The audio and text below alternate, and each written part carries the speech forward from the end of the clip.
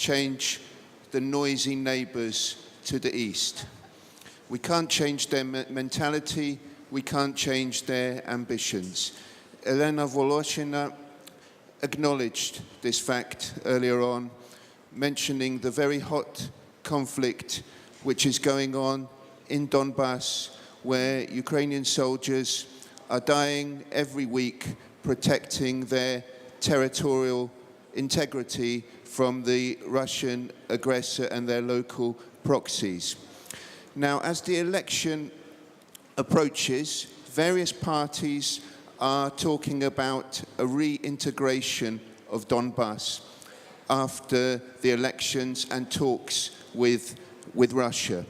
Those talks would involve inevitably some sort of concession to Vladimir Putin in terms of Ukraine's path to European integration. I would love to hear the opinion of the panelists.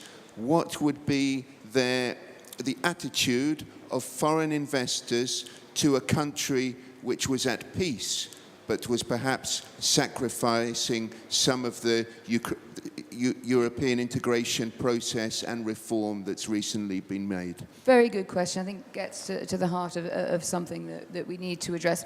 Who would like to go first on that? That's a fantastically interesting mixture of geopolitics, security, and views of investors. So, yeah, no problem there. Who'd like to have a go at that one? See how popular that question was. I think Riyadh should start. It would be a good place to start. After you, I saw that coming, Makar. Thank you.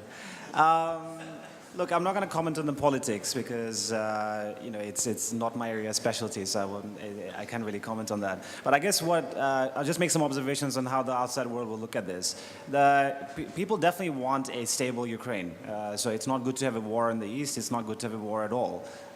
So the first comment is that if there is any compromise whatsoever, you know, that takes the war off the table, would be clearly a positive for Ukraine. Now, if that comes at a concession where outside investors are, you know, prohibited in terms of being able to make those investments into a country, because remember, in my 3 buckets of investments, once the World Bank is once the IMF is gone out of town in a couple of years, the only thing to rely on to service these debt and money into the country will be the 3rd bucket, like how much investment has been made into the country. And all the reforms and etc. that we're talking about is really to prepare the country on a post-IMF world such that it can sustain itself in terms of its debt, but also its progress. So if the concessions that you pointed out in any way hampers that growth or hampers that investment environment, then you're back to square one, because obviously you cannot have the IMF in town forever, and you still have a lot of debt to contend with, and your country will be reliant on foreign capital for a while.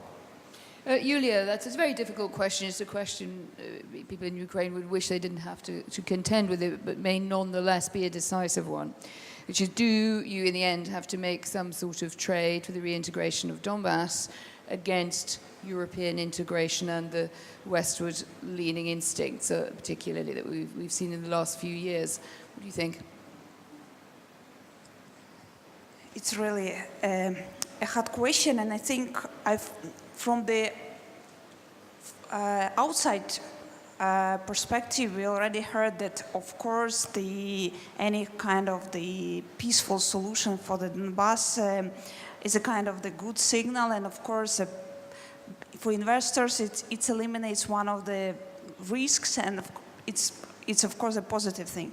But I think it also, in a long-term view, is also important to, and we see it, and Metro already quoted the pulse of the Ukrainians supporting the EU integration, supporting NATO, and it's already increased for the last 4 years significantly.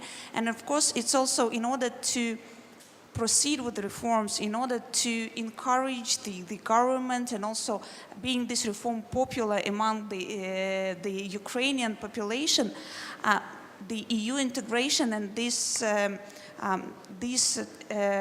wish of Ukrainian people need to be taken into account. Because one thing that actually we did not discuss here, the thing is about the unpopularity of some of the needed reforms that are being taken into the country. And the land reform is, by the way, one of the good examples. The second thing is privatization. You need to make those changes. You need to make those reforms also popular within the population of Ukraine, to make them much harder to reverse back. And that is also comes to EU integration. The more people now share the views of integrating Ukraine into the European community, more to the security with NATO, I think that needs to be definitely a huge thing to consider for any of the discussion into the concession and peaceful solution for the situation on the East. So Frank, first the question of the noisy neighbour, and then that very good point actually from Yulia. We're often places like this in a setting where people welcome reforms. That's, one doesn't have to go very far outside the building, let alone to other parts of the country, to find the public are much more sceptical about this direction of reform. What's your take? Yeah, so reforms can pay off, they can be inclusive, they can create jobs and growth. And in the past, maybe we have oversold the success of the reforms, but there's lots of evidence from other countries. On the question on the peace, it's a bit of a leading question, actually. And of course, you make peace with your enemies. You don't make peace with your friends. And of course, investors are happy with more stability and peace. But I think that a lot of investors also care about integrity of borders and not a reward to aggression. So let's also bring that into the equation.